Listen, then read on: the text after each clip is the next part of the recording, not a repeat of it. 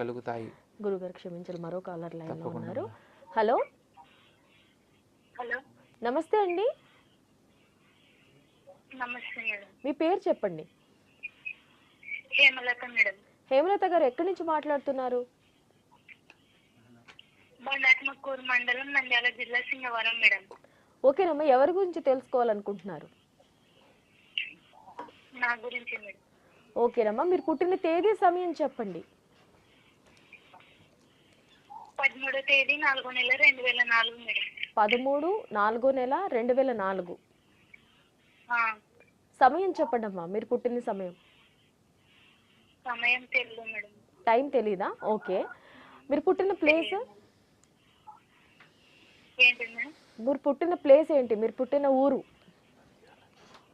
చిన్న టేకులు మేడం. ఓకేనమ్మా, మీ సమస్య ఏమిటో గురువుగారిని అడగండి, మాట్లాడండి గురువుగారితో. సాయిరామమ్మ. నమస్కారం గురుగారు. సాయిరామమ్మ, ఈశ్వరానుగ్రహ ఫల సిద్ధిరస్తు.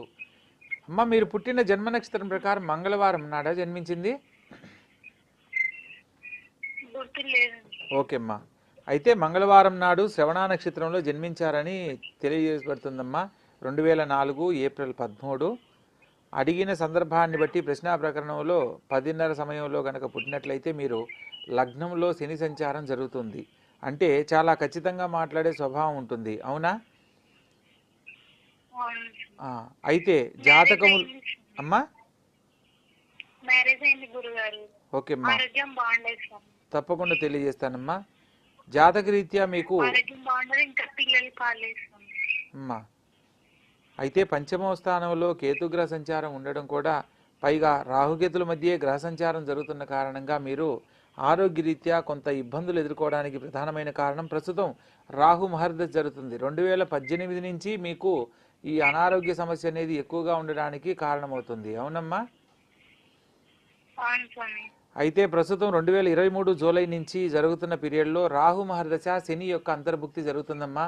ప్రత్యేకంగా శనివారం నాడు దుర్గా అమ్మవారి ఆలయం కనుక ఉంటే అమ్మవారి ఆలయంలో రాహుకాల దీపాన్ని ఏర్పాటు చేసుకోండి. ప్రత్యేకంగా శనివారం నాడు శని భగవంతునికి నవగ్రహాలలో శని ప్రీతికి సంబంధించిన వస్తువులు స్వామివారికి సమర్పించినా లేదా బ్రాహ్మణునికి దానంగా ఇచ్చినా కరెక్ట్గా 7 వారాలు మీరు ఇలా పూర్తి చేసే లోపల ఆరోగ్యరీత్యా ఏ సమస్య ఉన్నా తొలగిపోవడానికి అవకాశం ఉంటుంది. అంటే ఏంటి స్వామి, శనివారం నాడు ఎక్కడ ఇయ్యాలి? నవగ్రహాలున్న ఆలయంలో శని భగవంతునికి సంబంధించిన విగ్రహం దగ్గర మీరు ఒక 2 విస్తరాకులు, నల్ల నువ్వులు, నువ్వుల నూనె, నల్లని వస్త్రము, పీచుదీయని టెంకాయ ఒకటి, వీటిని స్వామివారికి సమర్పించాలి. లేదా బ్రాహ్మణునికైనా ఇచ్చి నమస్కారం చేసుకోవాలి. బ్రాహ్మణుడు అంటే ఎవరు స్వామి? అయ్యగారమ్మ. గుడిలో పురోహితులు ఉంటారు కదండి. ఓకేనా గురువుగారు, మీరు ఇప్పుడు చెప్తున్నారు శనీశ్వరుడు గురించి, ఆయన ఎలాంటి ప్రభావాలు చూపిస్తారు, ఎంత మంచి చేస్తారనేది కూడా వివరిస్తున్నారు. ఈ వివాహానికి సంబంధించి అంటే మనం ఎప్పుడు శనిదేవునికే భయపడుతూ ఉంటాం, అలా కాకుండా వివాహానికి సంబంధించి వేరే ఇతర గ్రహాలు ఏమన్నా అడ్డంకులు ఉంటాయా? ఖచ్చితంగా అమ్మా. ఒకటి, శని భగవంతుడు కలత్ర స్థానంలో ఉన్నప్పుడు వివాహ జీవితానికి సంబంధించిన విషయాల్లో సప్తమంలో శని సంచారం జరిగేటప్పుడు మగవాళ్ళకైతే గయ్యాలి స్వభావం కలిగిన జీవిత భాగస్వాములు లభిస్తారు. గయ్యాలి అంటే ఖచ్చితంగా మాట్లాడడము, లేదా ఫేస్ టు ఫేస్ అంటే మొహం మీదే మాట్లాడి సమాధానం చెప్పే స్త్రీలు వాళ్లకు జీవిత భాగస్వామిగా లభిస్తారు అని. అదే ఆడవాళ్ల జాతకంలో కనుక సప్తమ స్థానంలో శని సంచారం జరిగేటప్పుడు మొండి పట్టుదల కలిగిన వాడు భర్తగా లభిస్తాడు అని. అంటే చెప్పింది తప్ప మిగతా అన్ని చేయడం, లేకపోతే వద్దన్న పని చేయడము, లేకపోతే ఇలా భార్య మనసులో అనిపించేలా తన ప్రవర్తన ఉంటుంది. ఇటువంటి వాటిల్లోనే కాకుండా కళ్యాణం ఆలస్యం అవడానికి కూడా కారణమవుతుంది. వివాహ స్థానంలో శని సంచారం జరిగేటప్పుడు శని భగవంతుడు ఒక రాశి నుంచి మరొక రాశిలోకి మారడానికి 2.5 సంవత్సరం ఎలా అయితే పడుతుందో, తన యొక్క నడవడిక అంటే వివాహ జీవితానికి సంబంధించిన స్థానంలో ఉన్నప్పుడు వివాహం కూడా అలా ఆలస్యంగా అవుతుంది అనేది మనం చెప్పడానికి కారణమవుతుంది. క్షమించాలి గురుగారు, ఒక్క నిమిషం కాలర్తో మాట్లాడదాం. హలో హలో హలో, నమస్తే అండి. హలో, నమస్తే అండి, నమస్తే అండి. మీ పేరు చెప్పండి. చెప్పండి. మా పేరు సీతామహాలక్ష్మి అండి. సీతామహాలక్ష్మి గారు, సరేనండి, ఇప్పుడు మీరు ఎవరి గురించి అడగాలనుకుంటున్నారు? నా కుమారుడు గురించి అండి. ఓకేనండి, ఆయన పుట్టిన తేదీ సమయం చెప్పండి అమ్మా.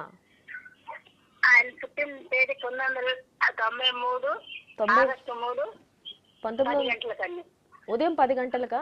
93 ఆగస్టు 3. అవునండి,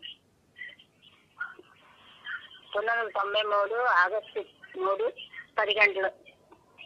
ఎక్కడ పుట్టారమ్మా బాబు? గుంటూరు జిల్లా పెదనందిపాడులో పుట్టాడండి. ఓకేనమ్మా, ఇప్పుడు గురువుగారితో మాట్లాడండి. బాబు పేరేం పేరమ్మా? బాబు పేరు జగదీష్ బాబు అండి. ఓకే. ఈ అబ్బాయి జన్మ నక్షత్రం ప్రకారం ధనిష్ట నక్షత్రం మొదటి పాదంలో జన్మించారమ్మా. మంగళవారం, మకర రాశి వస్తుంది. అయితే ఈ అబ్బాయి జాతకం ప్రకారం లగ్నంలో గురువు మరియు కుజగ్రహ సంచారం వల్ల గురుమంగళ యోగం ఉంటుందమ్మా. స్థానచలనంలో ఉన్నతమైన జీవితాన్ని పొందుతాడు. మంచి ధనజాతకుడు, గొప్ప జీవితంలో స్థిరపడతాడు. అయితే ఈ బాబు జాతకం ప్రకారం ప్రస్తుతం 2024 సెప్టెంబర్ 17వ తారీఖు వరకు గురుమహర దశలో బుధుని యొక్క అంతర్భుక్తి జరుగుతుంది. బుధుడు మామకారకుడు, బంధువర్గ కారకుడు. కాబట్టి బంధువుల వలన లగ్న రాజ్యాధిపతి అయిన బుధుడు స్వస్థానంలో సంచరించడం వల్ల మామవర్గరీత్యా కొంత శుభం చేకూరుతుందమ్మా. స్త్రీ మూలక విషయాలలో తొందరపాటు పనికిరాదు.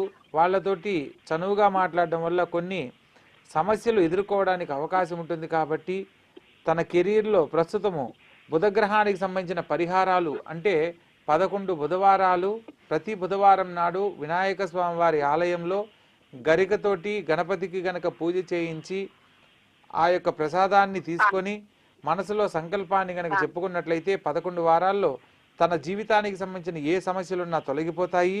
ఆ 11 వారాల్లో అనేక రకాల శుభాలు జరగడానికి కారణమవుతుంది. గురువు గారు చిన్నమ్మ అతను చేయడు, మేమేమైనా చేయొచ్చండి?